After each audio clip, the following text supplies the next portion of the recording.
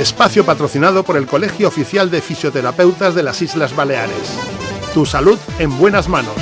Ante una lesión, no te la juegues. Acude a un fisioterapeuta.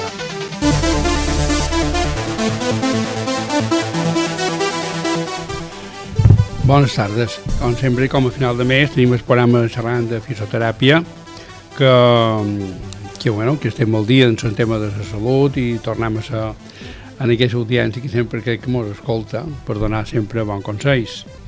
Avui tenim amb nosaltres a Maria Magdalena Femenias Moragues, fisioterapeuta, com sempre, el que toca, que és fisio especializada en abordaje integral de suelo pélvico, con pacientes oncológicos, terapia congestiva compleja, un montón de cosas, máster universitario, muy bien, un buen currículum y muy bien preparada. Buenas tardes. Buenas tardes, ¿cómo estamos?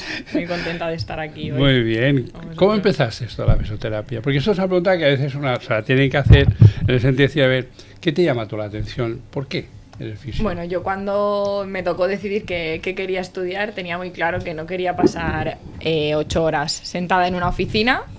Yo era deportista en aquel momento, había vivido muchas lesiones, entonces decidí que la fisioterapia era un camino que posiblemente me iba a poder ofrecer esa parte laboral un poco más dinámica y un poco esa inquietud que yo había tenido también a nivel deportivo, ¿no?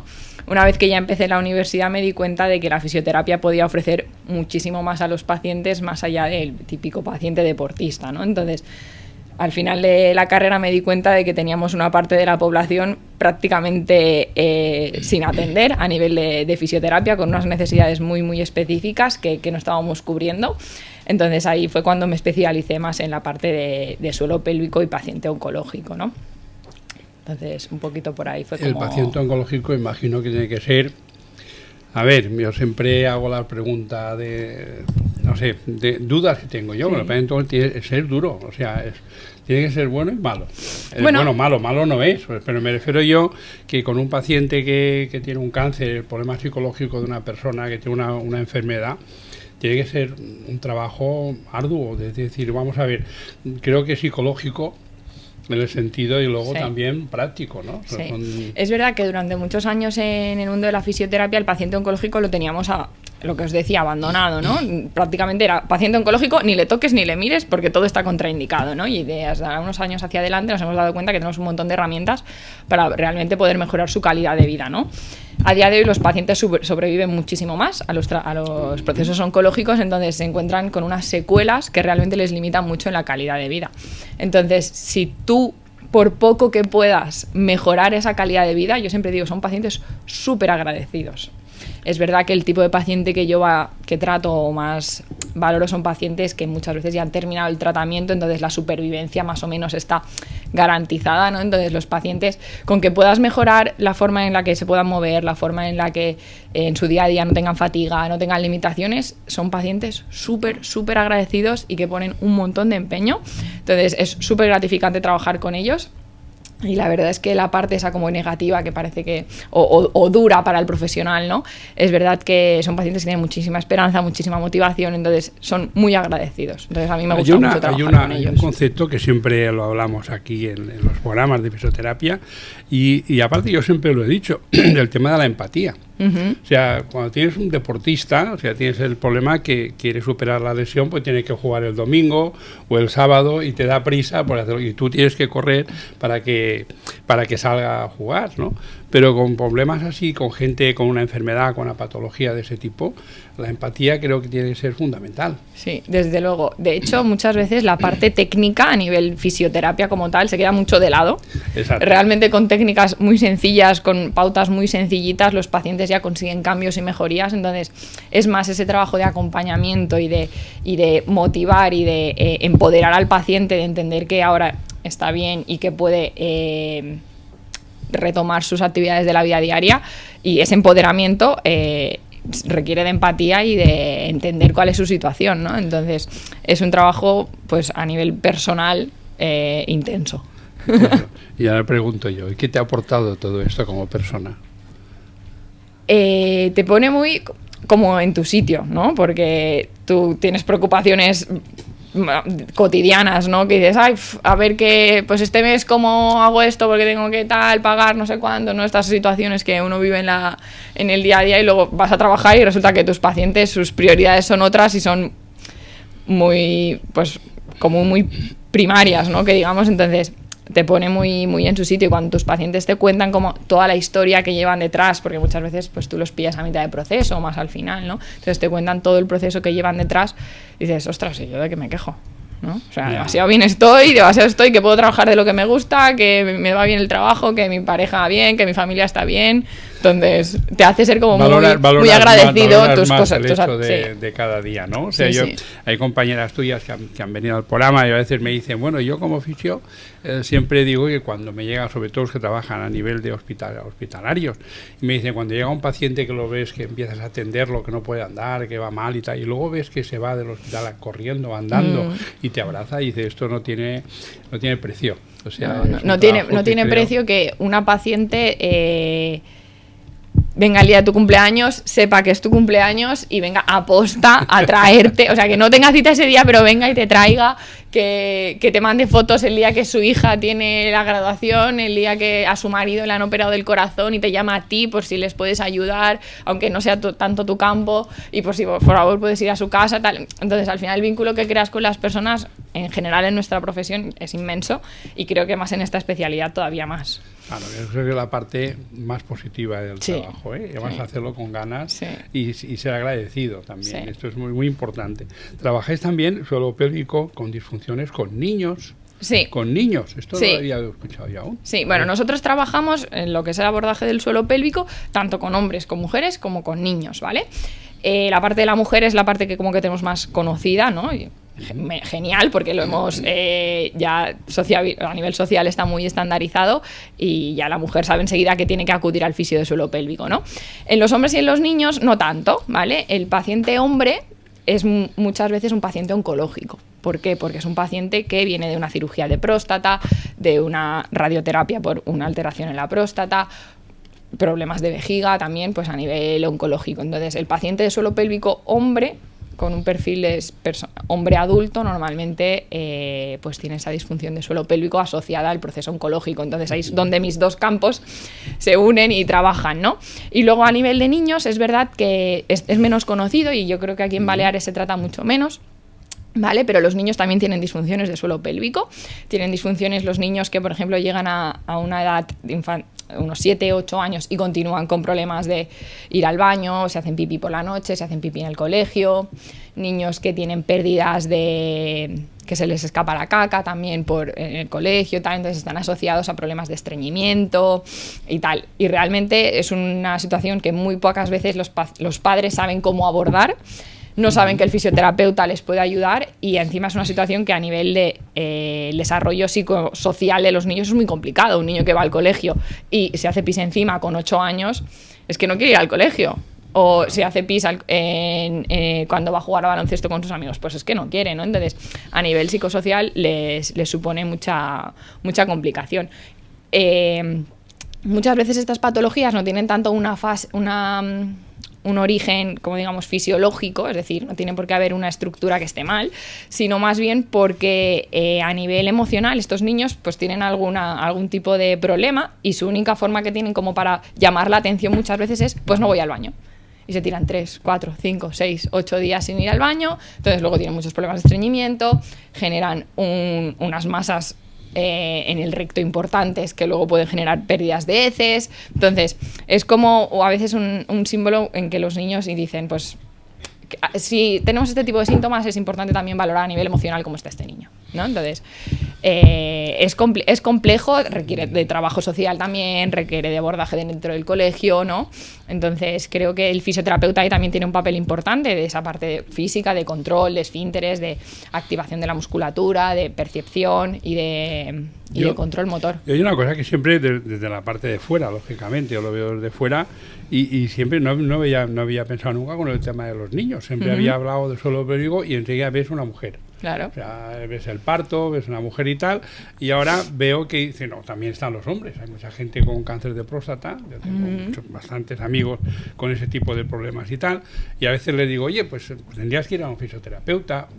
Esto es un tema de mujeres. No, también es un tema de hombres.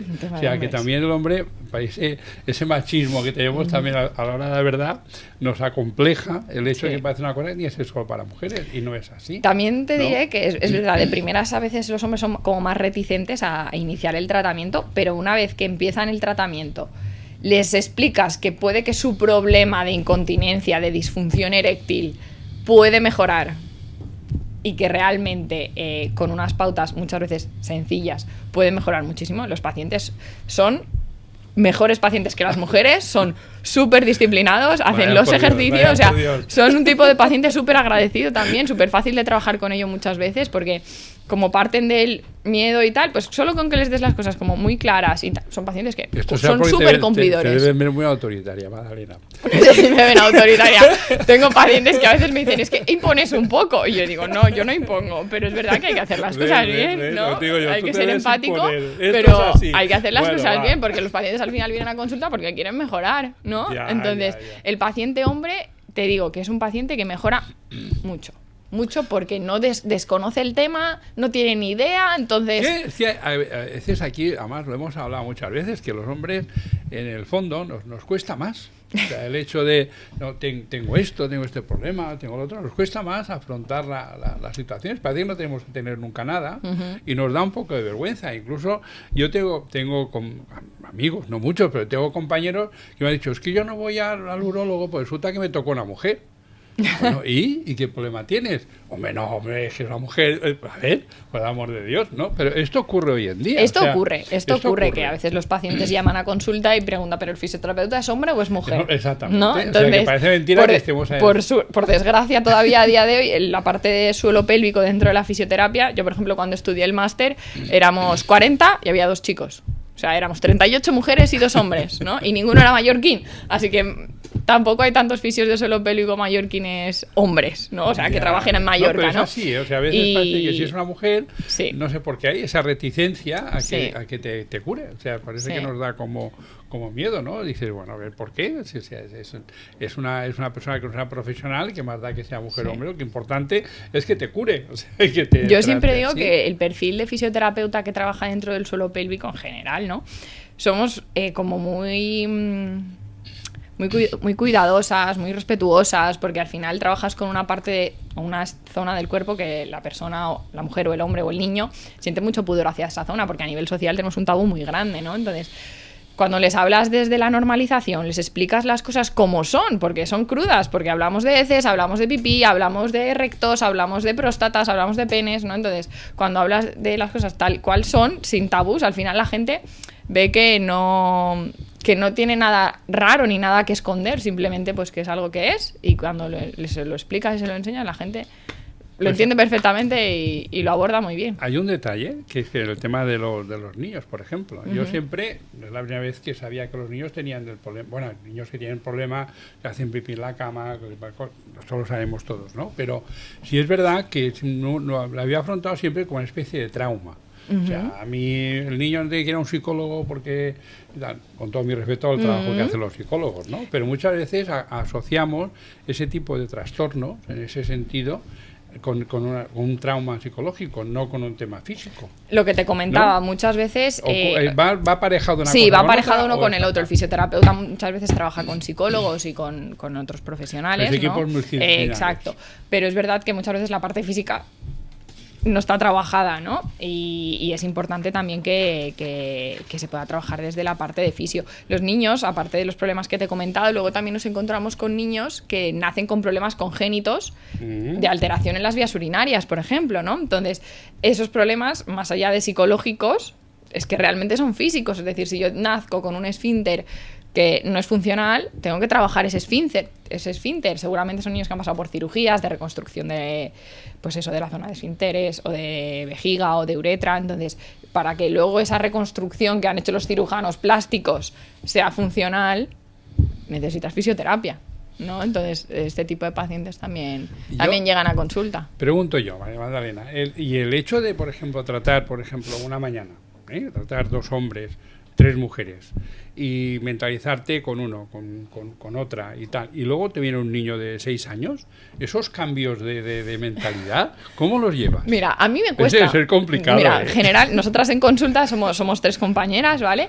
Y normalmente yo trato más hombres, ¿vale? Lo tenemos un poco así definido. Eso es porque eres más autoritaria. Porque puede ser que sea porque soy más autoritaria. Y mi compañera María es verdad que aborda más a los niños, ¿no? Pero es verdad que si te toca un día pues tratar con un niño, te tienes que quitar tu traje y ponerte otro, ¿no? O sea, es como cambiar totalmente la forma en que les explicas las... Sí, tienes que cambiar de chip, ¿no? Entonces a veces te quedas delante de la puerta y haces, vale, ahora... tal. Entonces, cambias de chip y sabes que tienes que abordar el mismo tema, pero de otra manera completamente diferente. En un niño de 6 años no le puedes explicar, sí, porque tu esfínter, tú no sé qué... No, le tienes que explicar con juegos, le tienes que intentar hacer ver, pues, venga, vamos a activar la faja abdominal, venga, pues vamos a jugar a un juego en el que tienes que intentar, yo te pongo el globo en la barriga, intentar que tu barriga se separe del globo, no sé qué, pues tienes que jugar con este tipo de juegos. Es verdad que a mí esa parte me cuesta un poco más, ya te digo, la suele ver mi compañera María. Y así, pero tienes que cambiar el chip y imaginación. Y esto yo lo veo complicado, ¿eh? O sea, ir de un lado al otro, o sea, pasar de ahí al crío que te dice, o no te lo quiere decir, cuidado, porque cuesta a veces un niño, a ver, los niños que ya viene con ese problema que ya le cuesta decirlo o aceptar que tiene un problema. A ver, normalmente los niños, antes de tú ver a un niño, tú ya has hablado con sus padres. Es decir, siempre que abordamos a un niño menor, lógicamente, y más en una zona íntima, siempre están los padres presentes, ¿vale? Entonces, siempre antes has hablado con los padres, sabes cómo afronta ese niño esa patología. Y es verdad que pues ya vas con una información de antemano, ¿no? Es voy ahí a ver qué me encuentro, a ver qué me cuenta este niño. Sí, ¿no? a veces, muchas veces los padres no sabemos los niños cómo reaccionan fuera de casa, ¿eh? Eso es verdad. Somos los desconocedores. A veces, además de nosotros o de los niños, el profesor que los tiene cada día unas horas, a los padres que muchas veces, por desgracia, no están tan encima. El trabajo y tal no están más. Pero bueno, es importante y es un tema que no desconocía. El tema sobre todo con los niños, mira. Sí. Ya he aprendido algo yo, oye. Qué bien, me alegro. Esperemos, ya sé dónde acudir en caso de tuviera algún problema. No tengo niños ya pequeños, pero bueno, pero la próstata es para los nietos. Y el tema de la fisioterapia con paciente con cáncer de próstata, ¿cómo lo abordáis? Viene con un diagnóstico y os dice, oye, mira, vengo con un diagnóstico médico, tengo esto. ¿Cómo abordáis ¿Cómo abordáis eso? Vale, los pacientes cuando llegan a consulta pueden llegar durante las diferentes fases del tratamiento. Te cuento un poco lo que sería como lo óptimo, ¿vale? El paciente llega a consulta diciéndonos pues que ha ido al médico, que le han hecho un diagnóstico de cáncer de próstata, ¿no? Entonces viene a consulta, te enseña todos sus informes de anatomía patológica, un poco el pronóstico y cuál es el tratamiento que le van a pautar, ¿no? Entonces con esa información, nosotras, como ya sabemos el tratamiento que va a recibir, lo que podemos hacer es empezar a prepararlo para recibir ese tratamiento y que las secuelas que le pueda generar ese tratamiento sean las menores posibles, ¿vale? Hacemos una prehabilitación, ¿vale? Si podemos hacer esa prehabilitación, lo que hacemos es enseñarles a activar su musculatura, tener buen control sobre la zona de la pelvis, mejorar la fuerza, la resistencia de los músculos, de los tejidos, ¿vale? Y que cuando luego se sometan al tratamiento, pues estén en las mejores condiciones posibles, ¿vale? La prehabilitación no siempre llega, de hecho, casi nunca llega, cada vez un poquito más, pero casi nunca llega. ¿Por qué? Porque los abordajes médicos cada vez son más rápidos, es decir, llega el diagnóstico y en cuestión de pocas semanas el paciente ya está iniciando el tratamiento, ya sea una cirugía, una radioterapia, ¿no? Entonces, el tiempo que nos queda para que el paciente te escriba, te llame, venga a consulta y le puedas explicar y hacer todo eso, a veces el tiempo es muy cortito, pero bueno, intentamos siempre hacer algunas sesiones para que el paciente tenga una base y ya sepa por dónde va a pasar, ¿no? Luego, si el paciente recibe una cirugía, por ejemplo, una prostatectomía radical, ¿vale? Lo que hacen es extirpar esa próstata que tiene malignidad, y muchas veces el problema es que en esa propia cirugía, por intentar limpiar al máximo el tejido, nos cargamos pues otros tejidos importantes como los esfínteres o nervios que facilitan, que que generan la erección del pene, ¿no? Entonces, esos hombres que pasan por una cirugía, las secuelas principales que se van a encontrar en el posquirúrgico son incontinencia urinaria y disfunción eréctil, ¿no? Esa incontinencia urinaria y esa disfunción eréctil hay que trabajarla desde el minuto cero. Y yo siempre les digo a los pacientes, por ejemplo, la disfunción eréctil, si no se trabaja desde el minuto cero, a medida que pasan los meses y no se trata, es mucho más difícil que mejore. ¿A qué me refiero? Los pacientes se vienen orinándose encima, entonces para ellos es primordial que el tema de la incontinencia se resuelva, ¿no? Entonces tú les dices, muy bien, vamos a trabajar la incontinencia, pero hay que trabajar la disfunción eréctil, porque ahora no te resulta algo importante, o no te ves en situación de tener relaciones, ¿no? Pero si no lo empiezas a trabajar ya, si quieres que empecemos en 3 meses, esos 3 meses que habremos perdido antes de empezar a trabajarlo, es muy difícil que tú recuperes la erección completa. Entonces, empezamos a trabajar con ejercicio, biofeedback para que los pacientes controlen la zona. Después del posquirúrgico también, si hay mucha inflamación, técnicas para reducir inflamación, masaje, drenaje linfático, todo esto para que el tejido mejore poco a poco y ir mejorando sus capacidades a través del ejercicio. Y luego muchos pacientes que reciben, por ejemplo, radioterapia sin cirugía, les pasa lo mismo. Al final no extirpamos el tejido como tal, pero sí que la radiación va a quemar ese tejido y le va a generar una disfunción importante en el tejido. Entonces también va a presentar incontinencia, puede que genere también disfunción eréctil. Entonces hay que abordarlo. El tratamiento oncológico en pacientes de próstata también genera dolor en la zona perineal, entonces si luego tengo dolor al sentarme, mi calidad de vida se reduce. Puedo generar también un linfedema, si por lo que sea tienen que extirparme también los ganglios de la zona inguinal, ¿vale? Entonces nos encontramos con pacientes con edema, linfedema en el pubis, linfedema en las piernas, incontinencia urinaria, disfunción eréctil, dolor, ¿no? Entonces, por eso es súper importante hacer una prehabilitación, enseguida del tratamiento, empezar con el tratamiento de fisioterapia para que el paciente recupere su calidad de vida. Y como te digo, es un tipo de paciente muy agradecido que con pautas sencillas, pero bien realizadas, como son pacientes en general muy disciplinados, mejoran muchísimo. Entonces, claro. Yo creo que cuando se dan cuenta que lo que le estás haciendo es positivo y les ayuda, pues tienes más que un paciente, un colaborador y luego un amigo. Sí. Es un trabajo conjunto, es un trabajo de 2 personas, es así. Tanto del profesional sanitario como de la persona.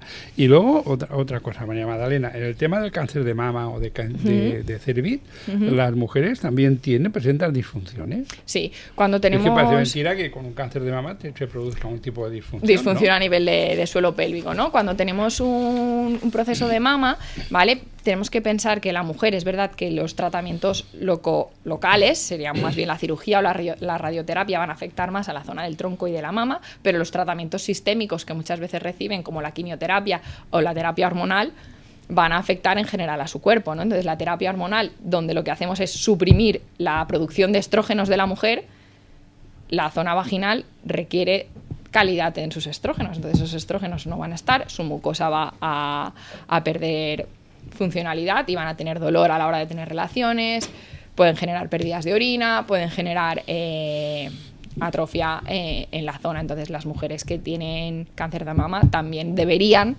recibir tratamiento de suelo pélvico, y directamente las mujeres de cáncer de cérvix, pues el tratamiento principal se realiza en la zona. Entonces si yo tengo una cirugía intrapélvica en la que me van a extirpar el útero, me hacen una radioterapia en la zona, claro, todos esos tejidos van a sufrir mucho y van a generar dolor, van a generar incontinencia, más probabilidad de prolapso de órganos pélvicos y tal. Son personas que luego sobreviven y lo que les dicen es, oye, estate contento que estás vivo, ¿no? Y dices, ya, pero ¿a qué precio, no? Mi calidad de vida se ha visto muy, muy mermada, ¿no?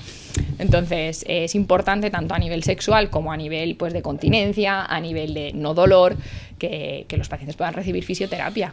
Hemos hablado del cambio de tratar a una persona adulta, tratar a un niño y tal. Una fisio que viene del deporte, como eres tú, ese cambio de tratar deportistas con la lesión de deporte, con lo que lleva el deportista profesional o el que y tal, a pasar a gente con una patología y con los problemas que conlleva todo esto, este cambio... Bueno, yo cuando terminé la carrera... ¿Cómo lo has llevado? A ver. Cuando terminé la carrera empecé a especializarme en oncología, y a la vez que me especializaba en oncología trabajaba en un equipo de fútbol. No, porque al final salí y hice lo que sabía hacer, que era el tema deportivo. Entonces, trabajaba en un equipo de fútbol. Te tocaba los dos Sí, partes, entonces iba viendo algún paciente, todavía pocos porque me estaba especializando, pero a la vez estuve toda la temporada en un equipo de fútbol. Ya.